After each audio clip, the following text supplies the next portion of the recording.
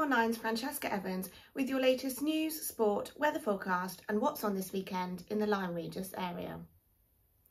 Policing in Lyme Regis requires improvement amid heightened concerns over antisocial behaviour, drug use and petty crime in the town. That was the admission made by Dorset's Police and Crime Commissioner David Sidgwick during an exclusive interview with LymeOnline this week.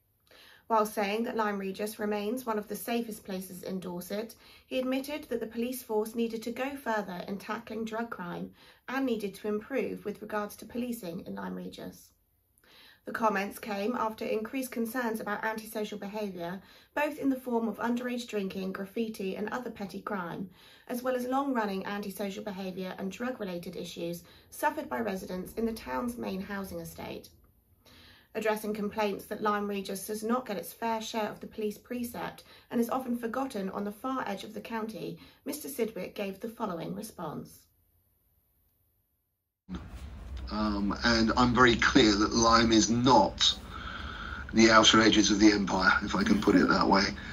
It is integral to Dorset. It is part of my patch. I see policing as being a universal service to everybody.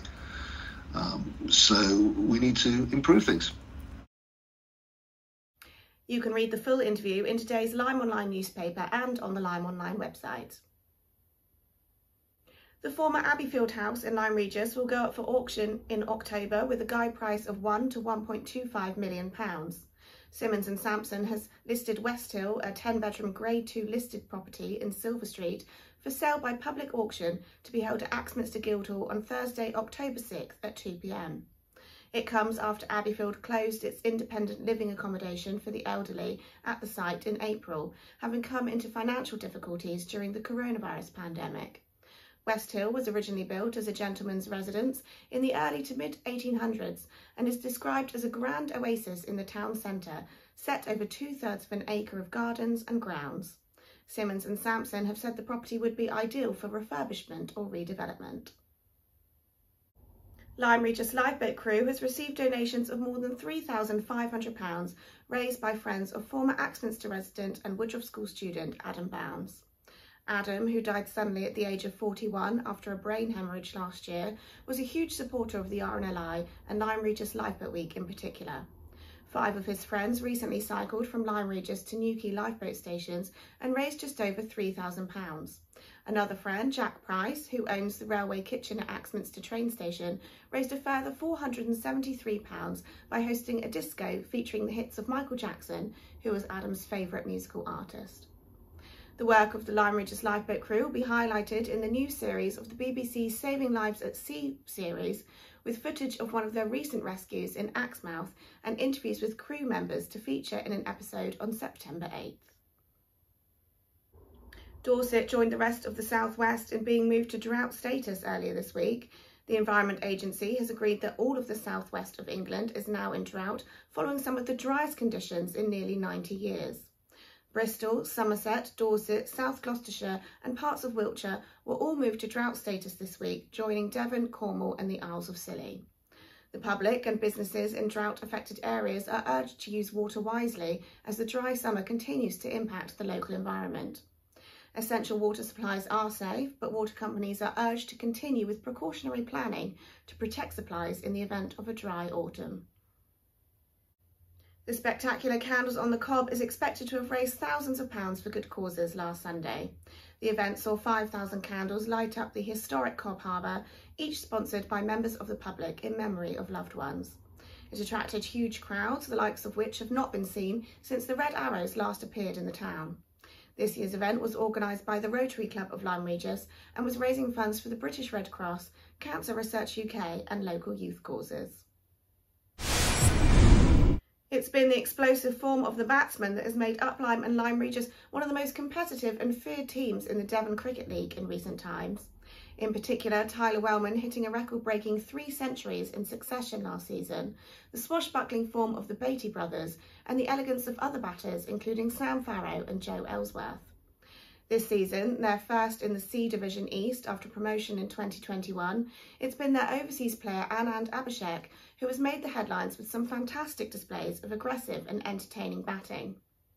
But last Saturday, it was bowler Andrew Harrison that produced a spell of 8 overs in which he dismissed 9 batters for the loss of only 22 runs, and in doing so wrote himself into the history books. On that day, no other bowler in the Play Cricket rankings could match his incredible performance, and only once has an upline player achieved such success. Mark Colley took 9 wickets some years ago. Despite fielding under strength sides due to the unavailability of some of their better players and losing 6 games, Upline still find themselves with a chance of promotion to the B Division, the highest standard at which they have ever played. Their 180-run victory over Sidmouth Seconds sees them in second place, 4 points behind leaders Sandford, with just 1 game to play away to mid-tablers Exmouth. Another big factor of this game was another glorious century from Abhishek. After a disappointing start to the football season with a 3-0 defeat against local rivals Colleton, Lyme Regis first team showed the form they are capable of in a hard-fought 2-2 draw against Clyst Valley, one of the favourites for the Devon and Exeter Premier title. Both goals came from man of the match Fred Parsons. Tomorrow the Seasiders are at home to Kentisbeare in the first round of the East Devon Senior Cup with a 2:15 kick-off. Upline first team travel to Sidmouth Town Thirds in Division 4 and Charmouth start their season in Division 1 of the Perry Street League away to Shepton Beecham Reserves. The Robins have also formed a reserve team this season and their first game is at home to Merriott Rovers. Lyme Folk Weekend gets underway today with a full lineup of live music scheduled at the Marine Theatre plus free entertainment on the seafront. The Folk Festival, the last major event of the summer season, will tie in with the first oyster celebration at Mark Hicks's Oyster and Fish House in Lister Gardens, where there will be more live music, local seafood and cocktails on offer on Saturday. The Nag's Head in Lyme Regis will host its weekly live music night at 9 p.m. on Saturday, and the weekend will be rounded off with the Lyme Splash Swimming Challenge between Lyme and Charmouth beaches, getting underway at 10:15 a.m. on Sunday. A break in the good weather is expected this weekend with light showers and sunny intervals forecast throughout the day today. A drier forecast on Saturday, but more showers and strong winds expected on Sunday, with temperature highs of 21 degrees. Thanks for watching LymeOnline's weekly video bulletins. You can stay up to date with all the latest news, sport, entertainment and events on the LymeOnline website throughout the week, or follow us on social media for regular updates. Have a great weekend.